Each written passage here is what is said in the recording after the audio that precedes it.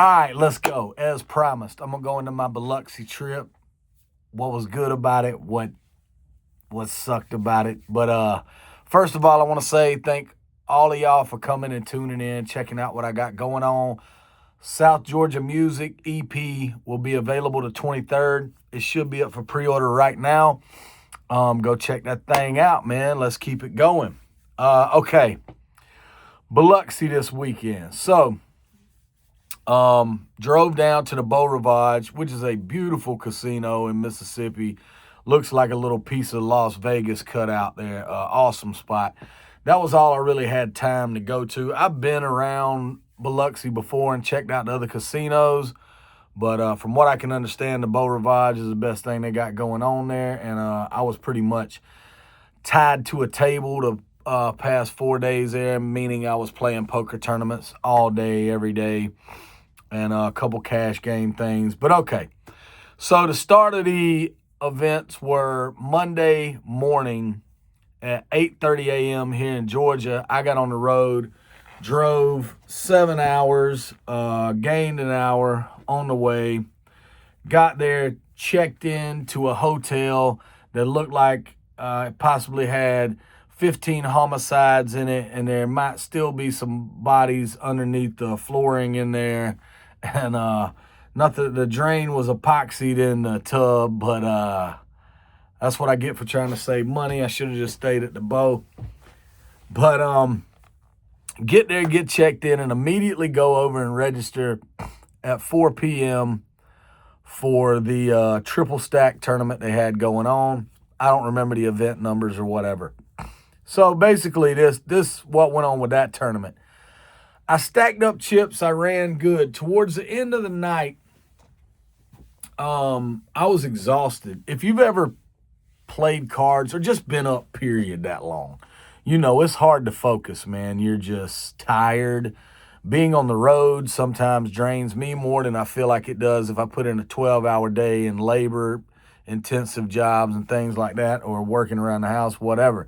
Something about being on the road, just being behind the wheel is just draining. But so anyway, I played till 1 o'clock. All right, I'm getting tired. And they call a break. They say we're gonna have a 15-minute break. So where I'm sitting in the poker room, I can't really see the TV that tells you how many people are remaining, what blind level you're on, what blind level's coming up, and all that running tally of stuff they keep up with on that TV. It's way in the back. None of us can see it. We're all at the table saying, like, how many minutes before break? Do we get a break after this level? How many people's left in? We don't know. So they called us break at 1 a.m. So here I go, walking over there to the TV so I can see what it is. It says 99 people are left in. Well, they've already said that the number they're playing down to was 72. 72 people were going to move on. So I look at the average chip stack because that's another thing it keeps up with, and it said 509,000 was the average chip stack. At this time, I had around 204,000. I'd been folding miserably for hours. I took a couple hits on a couple hands, and I was at around 200,000. So in my mind, I'm thinking, okay, when I come back from this break, while we're trying to condense and get rid of these last 17 people, I need to make some moves. I need to accumulate some chips because I need to come into day 2 with a good average stack. Otherwise, you're just going to get knocked out by the blinds, or some big stacks are going to call you. It's just not worth it. I've learned that lesson in the past about trying to limp into day 2. That's what they call it.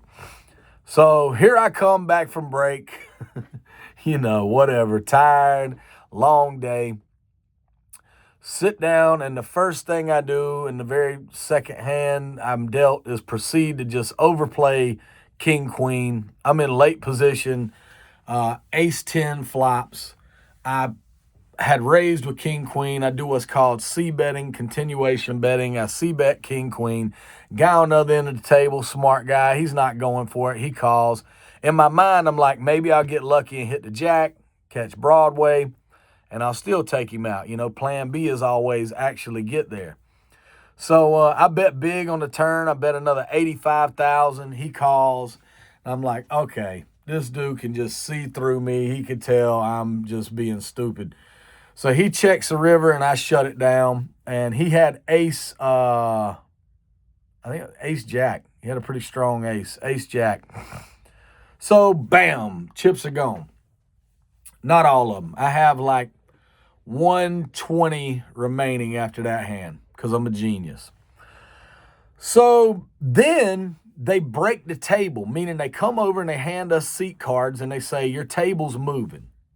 So they moved me closer and now I can see the TV with all the entrants on there. Well, I look and there's 77 players remaining. So I'm like, how in the world did we just drop 22 people that quick? How did that happen? We ain't been playing but another 8 minutes since we came back from break. How did we drop 22 people? And this guy by me is like, oh, they've been messing that up. They ain't been updating the sign in real time. So I'm over here trying to make moves and trying to rush through stuff. And all I really had to fade is another 6 or 7 people to get to day 2. I would have protected my stack and not done that. I'm to blame for that. I can be mad at them for not updating it all I want, but I'm supposed to get up and look and make sure. And if I got questions, ask them. Ask the dealer or whatever. I was so tired, I never looked back at the sign after break. So here I am at this other table. Guess what? I'm in the blind. So I called a big blind. I played a small blind and called a big blind on that. I don't get anything. I'm at 45,000, and then they come over and announce, congratulations, players, you made it in the money. You're headed to day 2. So that's how my first tournament started. It's good to get money back. Don't get me wrong. I'm not complaining about that, but I'm a big dummy for not realizing how many people were left. I would have rather took 200K into day 2 than 45. So I bagged this little 45K, little chip stack. And day 2, I came in there. And actually, for me, it was pretty good. If y'all don't like poker, you're going to hate this video. You don't have to listen to this. This is just for people that wanted to know about these hands. But so day 2, I came in there, not expecting, I'm expecting to get called by anything. I actually came in the cutoff position, which is 1 behind the button, which means you're out of the blinds. It's almost the best position to be in to dodge the blinds. So I was like, hey, man, that's kind of cool. That's a little promising. And 3 hands in, I got the ace-9. I saw some people comment about that on the other video. I spoke about that. I threw it in, got in my left, immediately calls with king-jack, spikes the jack. I'm out. I was the 3rd person out that day. I couldn't believe there were 2 people ahead of me that busted on day 2 quicker than me because I only played 3 hands. But when I got up there to sign out, they give you a slip. You take it to the teller, cashier, cage, and you sign the sheet. And, they pay you or they tell you that you suck and they slap you on the ass and then they tell you, spend more money, maybe you win. But no, when I went to sign it, there was already 2 people that had busted that day. I'm like, hey, man, they must have, I don't know how they did that. But anyway, so to the good stuff. So I took some money back out of that. That made me $430. So with that, I entered another small tournament, nothing doing. Played a little bit of cash, not really good. Really, me and the guy I was with, old buddy of mine, Seth Harms, we kept kind of running into bad beats, terrible stuff. That guy, he gets hit over the head a lot at cash games, man. It's crazy the amount of stuff people hit on him. I've known him for years and years, and he's a very good player. He just does not run worth a. But anyway, so spirits are kind of low really heading into the main event. We're both we've been here before. We've took poker trips before and been unsuccessful. We've had decent success. We've had great success at cash together before too, but it just doesn't ever seem to, if you play this stuff, you're going to lose way more than you're going to win. That's just the way it goes. So I tell him, I'm like, look, man, I'm playing one more. I'm going to fire into the main. If, if I'm going out, I'm going out with a bang. I'm going to play the last tournament they got in the main event.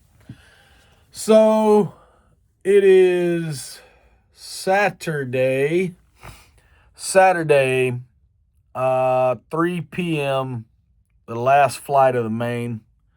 I register it. Sit down, and the first big hand I get, they start you with 40,000 in chips. First big hand I get, I look down, and it's my menace of a hand. God, this hand. Ace Queen. It's Ace Queen. It's people call it the parking lot hand in tournaments because it will send your ass out the door. And I have had a problem with this hand. When I made the final table 2 years ago at Best Bet down here in their winter open, I folded Ace Queen. I didn't even 3-bet Ace Queen pre-flop to a bet one time. And I should have jammed it there. It's always like I'm calling when I need to fold it, and I'm folding when I need to call with it or raise with it. So it has plagued me, to say the least. And I decided I would 3-bet it this time. Facing a raise, I 3-bet it. Back to the guy. I knew I had him covered. I didn't know exactly his chip count, but he was sitting pretty close to me. I could tell he had less than starting stack, and he jams his chips all in. So I get a count, and it was about 12 or 13K more for me to call. I call, and I'm in for 26,000 of my starting 40,000 in chips, and this gentleman flips over Ace King.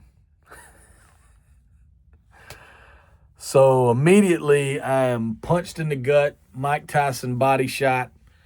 I'm saying, hey, maybe I'll get lucky and get the queen. Hey, it happens to me sometimes. Yay. No. Run out's clean for him.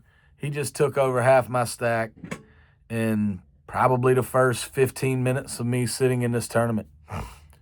So poker's really emotional. It's a lot mental. It's a lot of everything. So instead of feeling like that was a death sentence, I refused to let myself just burn the rest of my chips up. Because normally after you follow something like that, you normally follow that with, I'm all in with like Queen 8 suited or something shortly after. You just do. You see that a lot of times in tournaments. Somebody gets a bad beat. They want to either double up right away or go home. They don't care. They just want to get the pain over, rip the Band-Aid off. So I didn't do that. I sat there and I grinded, and eventually I got a substantial stack again. I can't remember every hand that was played. I got some pocket pairs. I will say this, okay? I'll tell you guys this. Maybe you get a kick out of this or not. So it's late, day one. I've got a decent stack. Played a lot of poker. I don't really remember all the denominations, what the blinds were, what level. But I'm at this table, and we end up getting this guy to come over to the 9 seat. The 9 seat opens up, and this guy comes over. I'm in the 3 seat. The 2 seat and the 4 seat by me, pretty cool guys. We've been talking all night and cutting up, keeping things kind of friendly. And this guy comes in, and he looks like he's a wreck, man. He looks like he's a wreck. His hair's all messed up. He's got these big aviator shades, and he's holding two. He's holding a Mick Ultra, and he's holding a tall, slim glass of what looks like vodka. And he's sucking these drinks down, man. This waitress comes around. He's like, let me get another vodka and Sprite, and let me get a Mick Ultra. And they're bringing them to him, man. He's drinking them. He's drinking them down. And within the first couple hands, not to sound like a know-it-all, but I was watching him and paying attention to what's going on, and I'm like, nah, I'm not falling for it. This dude is playing this drunk guy role. Yeah, he's drinking, But I'm watching what he's doing, and he's still being very calculated. So I actually told the two guys next to me, I said, hey, man, I'm putting my headphones in, and I'm going to listen to this dude talk when I want to listen to him talk, but I'm not going for all this stuff, man. Y'all, I suggest you do the same thing. And the guy to my right, when I started saying that, was instantly in agreement. He was like, oh, yeah, I can tell. He's just, and the dude to my left was like, yeah, man, I got it. Well, dude to my left didn't have it. He started trying to argue with him. They got kind of back and forth. At one point, he called him. He told him he was acting like a slime ball or something. But this guy was doing this drunk was doing things like he had pocket aces one time, and he sat his chip down, and he's just talking it all out. He's like, so you raised, blah, blah, blah. So how much is it? And he's messing the blinds up. The blinds were actually 3,000. I do remember this, 3,000 with a 3,000 ante. And he kept trying to bet 2,500, 2,500. He kept putting that out, 2,500, 2,000. And he'd throw like 7,000 in and say, I call. And the dealer would hold him to a raise when he does that. But he wanted to raise. It's all angles, man. People do this type of stuff. Some of the best actors you'll find will be at a poker table, or they think they are anyway. So the guy was crushing it. He was crushing it. He had pocket aces twice, and they held up. He made a boat another time, and they held up. Your boy got him in two hands. I got him in two hands. Not to sound cocky, but whenever I got in pots with him, I remember him being like, this guy's about to kill me. He said that. He told the dudes around him, he's like, this guy's going to murder me. He's so far ahead of me right now, he's going to murder me. I got pocket jacks against him, and I got pocket queens against him, and both of them held up. We weren't all in pre-flop or anything. I kept the pot small, played low ball with him, but both times I took a substantial amount off of him. But anyway, back to what I was saying. So this guy to my left, man, he's just growing more and more irritated with him. And I had told him, like, don't do that. It's not the way it looks. He's playing a game. So they get in a hand. And flop comes 6 tray king. Drunkie has already raised pre-flop. Dude to my left is called. All right, 2 hearts on the flop. Drunkie bets. He continues to bet. This guy calls. The turn card comes. It's another 3. Drunkie sits there forever. And he was very, very smart with how. I tell you what, my hat's off to this guy. I know I was going to talk about me. Maybe y'all enjoy this stuff. But the guy sits there for a long time, man. And he acts like he's giving the impression that he's stuck in the hand now. And he doesn't know how to get out. And he needs to just like bet his way out. So he bets pretty hefty. Not a lot, just enough. Good size bet. I don't remember what it was. I don't remember the sizing. But this guy over here to my left, I'm watching him. And you can't like talk and tell people in the middle of the hand. But he's just sitting on the edge. He's on the edge of the table. He's way up on the table.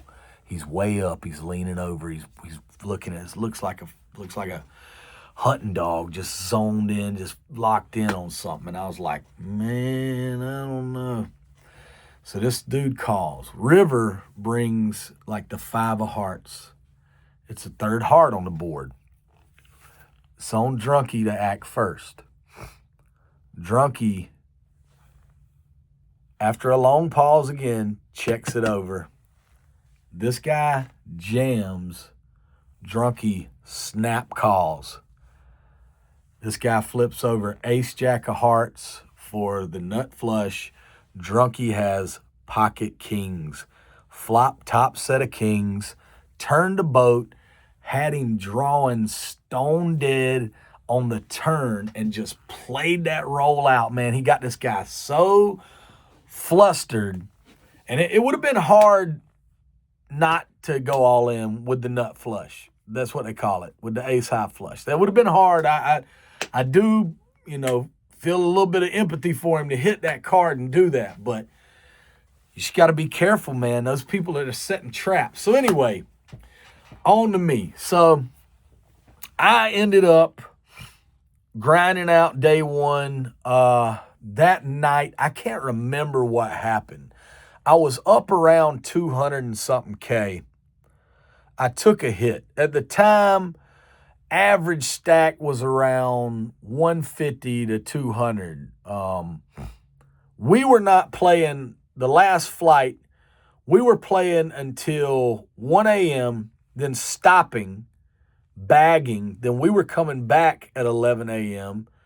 to play until 1 p.m. the next day, and then that's when they were bringing everyone else in. I hope y'all can follow this. I don't know. This might be a long video. I'm still going to just go with it. Watch it if you want. If you don't, whatever. So anyway, by the end of our first part of day one, I ended with 88K, 88,000. I can't remember what I did to get knocked down, but I had a hand that didn't work out right at the end. And I think I got away from a real, what could have ended badly. And I only had 88,000. So I bagged it up. Wrote my name on my little card, put it in the bag, said, see you guys at 11 a.m. Went back to the room, talking to my buddy Harms about it. And I was like, look, man, I'm not carrying I don't have a big stack yet again. I have a decent stack and work with this. This is better than 45K, but just a little better. But, you know, I'm just not going to hesitate. If I get the hands, I'm just going to make the moves with them. I'm going to come in early. I'm going to see what happens. So next day, 11 a.m., we restart. I'm at the same table with the same people. Drunk guy comes in, a little hungover, more quiet this morning, less talkative. He actually ends up in a hand and giving me like 40, 50K. So pretty much within an hour and a half when I come back, I run my stack up from 88K to 400,000. I got pocket aces one time. A guy had shoved ace queen. There's no thought process there. I called him. I think he had about 70K. I took that. I also did get very lucky in one hand. I had pocket eights. This is a coin flip, though, and that's what people don't understand. You're 50-50 when the money goes in. It does change on the flop, but the hand in itself is 50-50 from the beginning. I'm all in with the pocket eights. I'm actually calling an all-in with the pocket eights of a smaller jam. And it was actually the guy that had ace-king. I end up knocking him out with the guy earlier that I had ace-queen and he had ace-king. He jams into me in the blind for I think it was like 30,000. And at the time, I already had about 12K in. I think blinds were like 6K. So I got pocket eights. I call him in the big with pocket eights. He flips over ace-king. He flops a king. 5, 6, 7 is on the board after the turn. I yell for the 4 or the 9. The 4 of spades hits. I make the straight on the river. I took him out. So that's why you don't tilt right there. You just play the best of your ability and see what happens. So look, all right, poker. We play and grind and keep going. And I get put on a couple different tables. I get moved around. Some things go my way, some things don't. I screwed up playing in the blinds a couple times. I dropped myself all the way down to 100,000 at one point. I got it back, built it back up to 400,000. So then I get moved to the table where actually the guy who won it all is 2 seats to my right. I'm in seat 9. He's in seat 7. And the guy in seat 8 made it to the final table also. So here is the one hand I regret. All right. If you watch this long, here you go. So I'm at around 400,000. The highest I got was 700,000. I flopped a straight in the blinds with 4, 6 of diamonds. This is not the one I was telling about I regret. I'm telling you how I went from 700 back down to 4. I flopped a straight with 4, 6 of diamonds. 3, 5, 7 comes out. All clubs. I got diamonds. I checked it. This dude bet it for 80K. This dude bet it for 80K. I'm not folding the straight just yet. I call. Turn card is the queen of clubs. I check. This dude bets. This guy raises him up. So I'm gone. I fold. The other guy folds who initially bet. And the guy who raised said, and he'd been telling the truth. He's been showing hands. He said, I didn't need the fourth club. I already had it. So I might have dumped more to him. It crossed my mind to just go all in right when I flopped it. I was first to act, but I didn't. But that dropped me from 700K with a couple blinds and things back down to around 400. Okay, so there's a guy in the 4 seat sitting there, and he's taking a couple bad beats. I've watched him. He's getting increasingly frustrated. Easy to do, especially after 8-9 hours or weeks worth of poker. So he's got me covered in chips. He's got around 400 as well. He raises pre-flop to 40K. I think the blinds were 20K, 10K small, 20K big. He raises to 45K, something like that, 45K. Back around to me in the blind. I'm the only one left. I defend it. I call. I have 3-5 offsuit. I have the 3 of hearts, 5 of spades. Flop comes deuce of hearts, 4 of hearts, jack of clubs. I check. I have what's called an open-ended straight draw. An ace or a 6 makes a straight for me. I check. Guy C bets or continuation bets to, I want to say, same thing he raised to 45K. I call. Half pot bet. Turn. Bam. 6 of spades. Perfect card. Flush doesn't come in. Doesn't scare him off from betting. He's probably not putting me anywhere near a 3-5. When I called, he's either thinking I have a weak jack or I have a flush draw.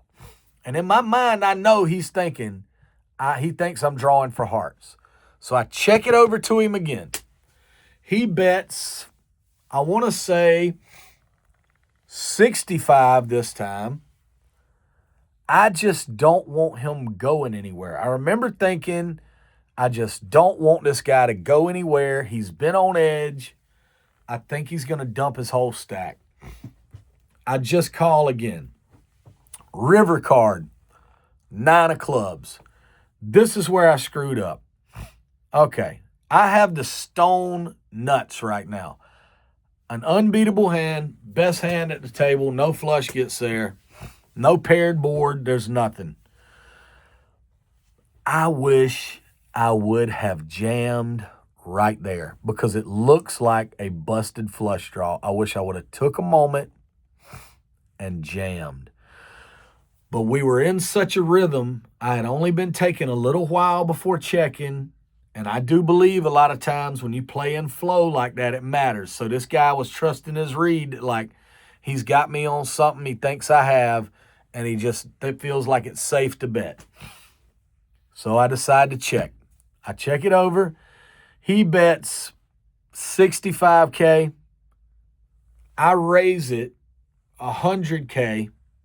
And he snap calls. Now, I still had like 150 or so behind. And I didn't get that in. And a flip over. I got the best hand. I win the pot. I just felt like I could have doubled. But sometimes when you get greedy, you don't get the calls you want. Okay, so how did this end for me? I took that stack. Blinds are getting outrageous. I go card dead after that for a very long time. I don't play much of anything. I fold. I end up getting back down to around 300K. I go through the blinds, which the blinds are taking like 60, 70K from you at this point, and it knocks me down to 250K. I'm in the middle. I'm waiting on the button to come back. They bring over seat cards. They're breaking our table. So they move me. So I'm kind of trying to walk a little slow and look and see where the button is at this table because if possible, I want to come in behind the button So I get a couple free hands before I have to do something with these chips I have. Because the blinds are now 40K big blind with a 40K ante. So 80,000 every time you're in the big, and a 20K small blind. So 100K every trip around your blinds. So I look at the table I'm at and I see this little white disc in front of seat 4. I'm going to seat 2. So I'm like, okay, maybe they just moved the button to seat 4. I'll get in seat 2. I'll get a couple free hands before I hit the button. As I'm going over there, and there's a usher guy right behind me, a floor guy right behind me. He's watching us move around. He knows people like to, take their time so they can duck the blinds. He's like, you're right here. I pulled a chair out and I look, and the dealer just moved the button from the 8 seat to the 9 seat, which means the 1 seat is in the small blind and yours truly is in the big. So here we go. This is how my main event ended right here. 2 players to my left. One of them raises under the gun plus 1 raises. Comes back around to me. I got queen 7. I said, not much I can fold here, boys. Threw in the 250. I got queen 7. He's got king queen. I call for the 7 of hearts. 7 of hearts, dealer. Bam. 7 of hearts on the flop. No king comes in. Full double up. 540K now in my stack. Average stack, these guys got about $1 million. It's about ranges from about 800K to about 1.4, somewhere in there. So I got a fighting stack now. I just got the miracle double up. I'm in the small blind. I'm like, I can take a minute. I can breathe. I can wait on these blinds. I can play some cards. I'm not worried about losing the small blind. The small blind's 20K. I'll play with 510 for an orbit, maybe even 2. So fold around to the button. The button is the guy immediately on my right now is seat 1. He looks down. He raises to 115,000. I look down at my hand. King of hearts. King of spades. Pocket kings. The number 2 best starting hand in the game. All in. I'm all in. After my miracle double, I'm all in. Let's go. This can get me to $1 million. Big blind folds, back around to him. He's sitting at about 1.2, 1.3 mil. He calls. He thinks we're in a coin flip. He thinks I've got big cards, ace 10, something like that, queen jack. He flips over pocket 8s. I flip over pocket kings. I am in a 5-1 dominant position. Flop comes. All clubs. I don't have a club. 10 high. Turn is an 8. The turn card was an 8. Oh, man. Oh, that was rough. That was a rough way to go. That was a rough one to get knocked out on. After getting the miracle double with queen 7, then the kings getting hit by the 8s. I did it with a smile on my face. I laughed as it hit. I even joked with the guy. I was like, come on, man. What about my poker dreams, man? Come on. And of course, he was happy to win the pot. I didn't, there was a time when I would get really, really pissed about that. And I would act like a baby about it and get so mad. But there's nothing you can do. You can't control it. So that's how it went out, man. I went out 53rd out of 1,886 players. It is my deepest run in a big field, and by big I mean over 1,000 or over 1,500 that I've ever done. I've had some very good runs.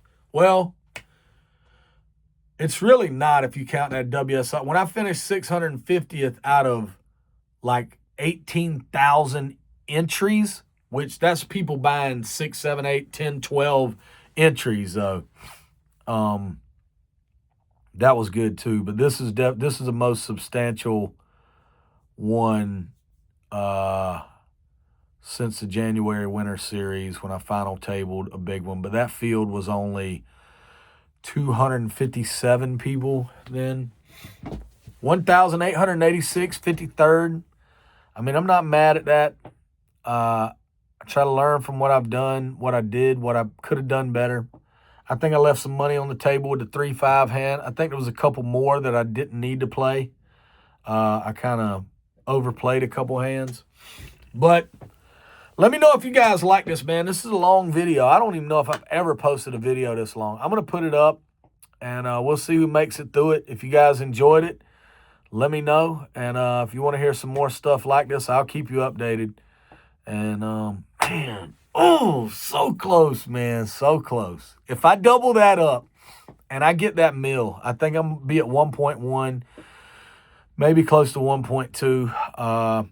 I felt really confident in how I was playing. I was in a very good, chill place. I was making good reads. I was making good laydowns. I was making good raises. I was getting in good spots. And that's all you can control in that game. And I was doing very good to get there. I'm proud of myself.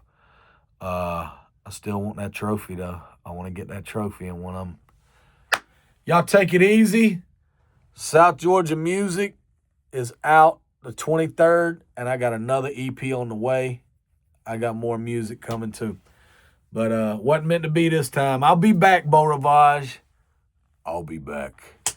All right, love y'all. Peace.